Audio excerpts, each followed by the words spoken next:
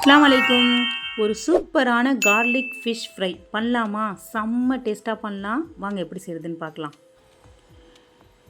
ஒரு பேனில் 3 table spoon எண்ணெய் சேர்த்தாச்சு. 4-5 பல்லு பூண்டை பொடிசாக கட் பண்ணி, ஒரு பச்சை மிளகா, ஒரு பெரிய வெங்காயம், கொஞ்சம் உப்பு சேர்த்து கொஞ்சம் நல்லா அது பொரியட்டும். சைடில் மீனையும் பிரட்டி வச்சிடலாம். எப்பவும் போடுற மசாலா தான். கொஞ்சம் உப்பு, கொஞ்சம் மஞ்சத்தூள், காரத்திற்கேற்ப மிளகாய்த்தூள் போட்டு மீனை ஒரு சைடில் பிரட்டி வச்சிடலாம்.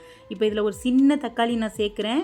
சேர்த்துட்டு காரத்திற்கேற்ப மிளகாய்த்தூளும் சேர்த்துட்டு 1/4 டம்ளர் தண்ணி ஊற்றி இது ஒரு சைடில் நல்லா மசிஞ்சு வரட்டும். லெமன் கொஞ்சம் புழிஞ்சிடுங்க.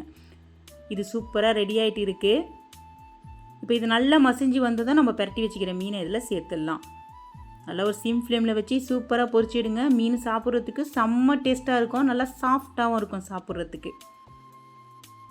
இது ஒரு சைடில் பொரிஞ்சிருச்சு. இப்போ இதை திருப்பி போட்டுடலாம்.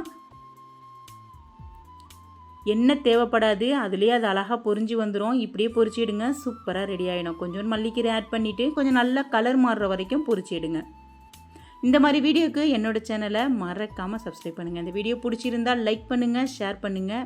நீங்கள் போடுற லைக் கமெண்ட் தான் எனக்கு அடுத்த வீடியோக்கு கண்டிப்பாக இன்ட்ரெஸ்ட் கொடுக்குது. இப்போ நம்ம ஃபிஷ் ஃப்ரையும் சூப்பராக ரெடி ஆகிடுச்சு.